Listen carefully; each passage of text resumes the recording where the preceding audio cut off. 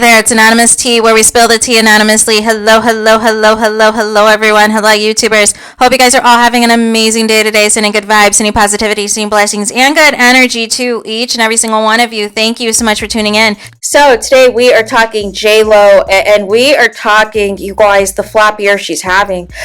So she is at risk currently of losing her $1 million per show Vegas residency that's going to work out to be $90 million for the entire contract. This is not her first Vegas residency. However, due to the flop year that she is having with all of her ventures, it is at risk of blowing up in smoke and going away, you guys. So let's talk about it. So this is coming from the New York Post, but it's everywhere. And it says the following. It says Jennifer Lopez's deal for $1 million per show Las Vegas residency in jeopardy as new album concert tour flop. Jennifer Lopez was recently in talks for a $90 million Las Vegas residency, but the blockbuster deal now looks shaky at best as her new album and upcoming concert tour are flopping badly, the Post has learned. The embattled pop diva, whose headline-grabbing marriage to Ben Affleck is reportedly crumbling, reportedly have been in talks with MGM Grand on a guaranteed $1 million a show for 90 dates starting next year, a source close to the situation told the Post. But casino executives have lately grown skittish over abysmal ticket sales for her first tour in 5 years, following the release of This Is Me Now album in February, with poor demand having forced the cancellation of 7 shows this summer, the source said. No Vegas deal is yet to be announced. That's despite a report from The Mirror February 2nd that MGM had teamed up with Live Nation to offer more than $800,000 a show. Rival casino resorts world upped the bidding to $875,000 per show in partnership with AEG Entertainment Group soon after. And so then, after these different partnerships, they then decided to swap, and MGM and Live Nation did, and came in and swooped in with the $1 million a show offer for the Let's Get Loud singer, but buyer's remorse has already set in, the first source said. MGM is watching her not doing well on the road. They're very nervous, the person said. It's pretty rare you have a poor tour and then go to Vegas. Now, the Bronx-born star could be looking at a significant haircut to the $90 million windfall. A Lopez residency should fetch just about $600,000 to $650,000 and be for fewer shows, the source said. Another source with knowledge of the MGM talk said no deal was ever signed, but discussions did continue. Reps for Lopez and MGM didn't comment. The latest album was the worst selling of Lopez's career, and a companion film on Amazon Prime Video was panned. Ticket sales for the concert, which kicks off next month, are poor, and her love affair with Affleck is apparently on the rocks. The couple rarely has been seen together in recent weeks, and he failed to show up for the premiere of her new film Atlas, which debuted on Netflix on Friday, in which the Post gave a 1-star review. MGM brass are worried about Lopez's fading star power and whether she'll be able to fill its 5,200-seat Park Theater to justify the massive financial commitment, the source said. Lopez is having trouble filling the 19,500-seat T-Mobile Arena in Las Vegas for the tour stop in July 20th, with a third of the high-priced floor seats, selling. This is really bad, you guys. Like this is just so awful. Again, it says, for the Las Vegas, the 19,500 seat T-Mobile Arena in Las Vegas, the tour stop for July 20th, a third of the high-priced floor seats and plenty of cheaper options, some as low as $65, still available. Ticketmaster shows 7 tour dates in cities including Atlanta, New Orleans, and Houston were scrapped. Variety reported the Live Nation produced tour concludes August 17th at Madison Square Garden in New York City, and the residency was expected to begin about 6 months after the tour ended, the source said. J.Lo and her manager Benny Medina, who she stole from Mariah Carey, began shopping for a Vegas venue before the singer dropped her new album and companion film on February 16th, the source said. Lopez was a good bet for a casino in the past. Caesars paid her about a guaranteed $500,000 a show for a Planet Hollywood residency that ran for 120 shows between 2016 and 2018. She should have just continued with that. It grossed 101.9 million, making it the 6th highest Vegas residency of all time, and the top residency by a Latin artist. That is documented by Billboard.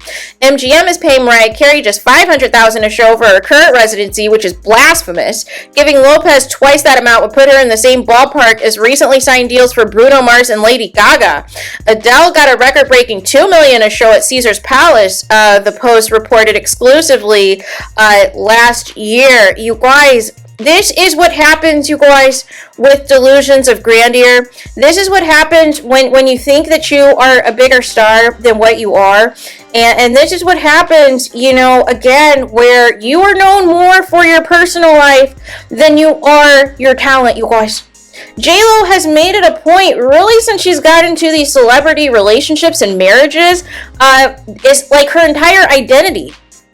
Right? And so it worked out, initially because she actually was doing projects that were making money at the box office, right? But now J.Lo, is on the other side of her career, and nonetheless, her music career has never been, anything to write home about. There's been maybe like a couple of decent albums, but for the rest part, most of it's pretty skip-worthy, right? There's a few songs here and there that are catchy, but her discography as a whole, isn't that great, right?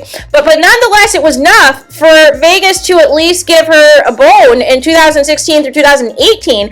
So there is a demand for J.Lo. I just don't understand the arrogance of thinking that you could do a major city tour at major venues, 20,000 fans a venue, and thinking that was going to sell out. Especially when the new album is awful. Make it make sense. I don't even think it's on the Billboard chart, you guys. I think it is the fastest drop off of J.Lo's, of all of her albums, which is utterly embarrassing, you guys. But J.Lo has nobody to blame but herself, right? She believed her own hype. I think she thinks this is like the 2000s again. She thinks that this is 20 years ago, back when Bennifer 1.0 was at the height of everything. And we're in 2024. We don't care, you guys. We don't care. And really, when you think about it, we don't care about this love story in 2024 because we know Ben Affleck doesn't care. Right? I mean, all of it just sounded like it was marry me or else, which is never a good thing when it's all said and done. I always got the vibe that J.Lo was way more into Ben Affleck than Ben Affleck was into J.Lo.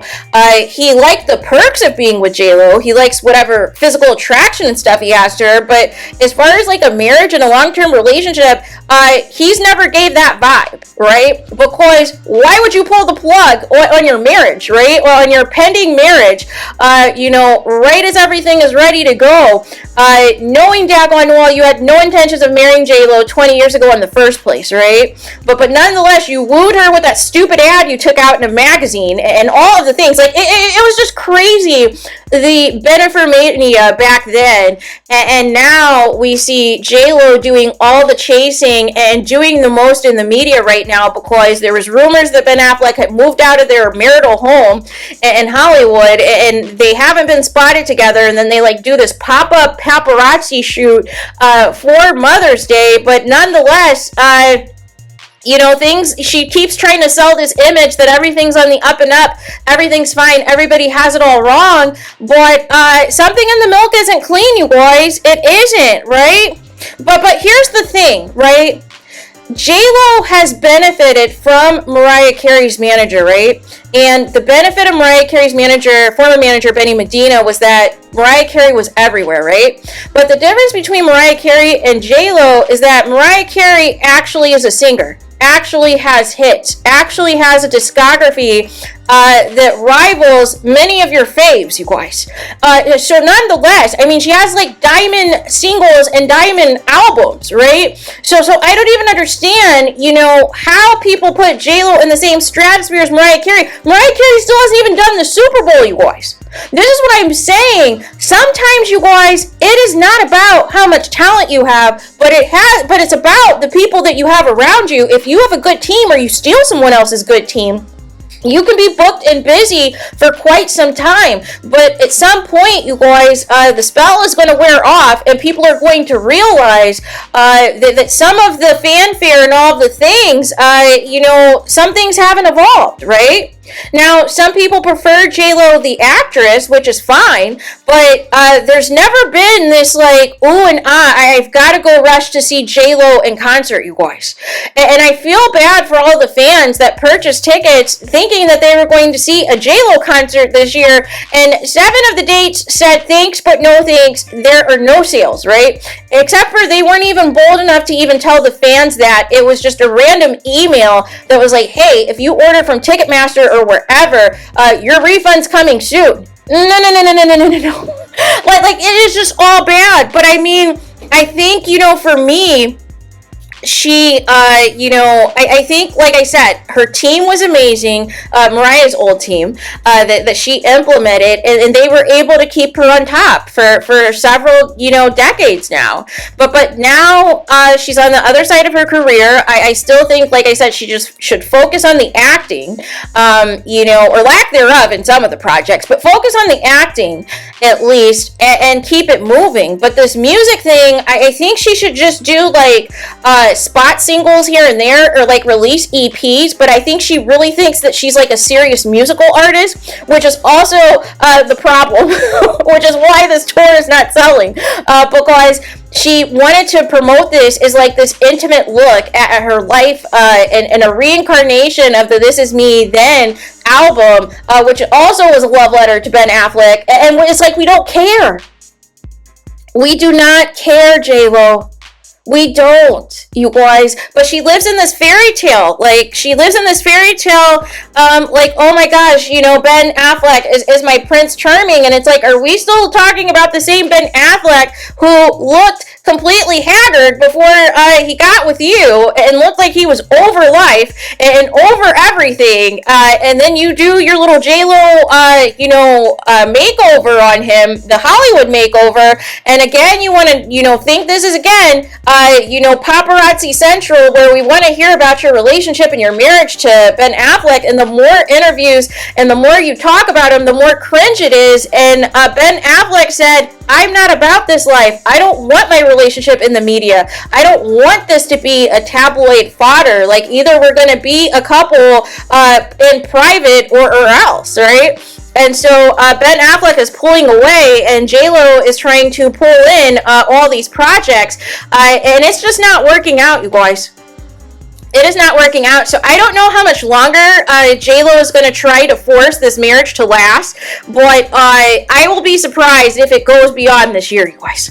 I truly will be surprised if it goes on beyond this year, just based off of everything that is happening. And in particular, even with her career this year, everything has just been flopping. Remember the lie even that her team tried to put out? The reason for the cancellation was because she was offered a role for a Jurassic Park remake, which was completely lies. I believe it was offered to Scarlett Johansson or somebody, and it was just a completely and utter fabrication. But it was, again, the machine trying to go to work and trying to convince you that anything that you see about J.Lo flopping and not as big as she once was, that it wasn't true, only for all of the receipts to come out that it is true. That the tickets weren't selling, the album's nowhere to be found on the charts. She's promoting movies, however, are people even tuning into that? Has any of you seen Atlas on Netflix? I feel like I'm a Netflix aficionado, and I didn't even know she had a new movie out, you guys. I kid you not, right? I don't even know if it's in the top 10. To be honest with you, right?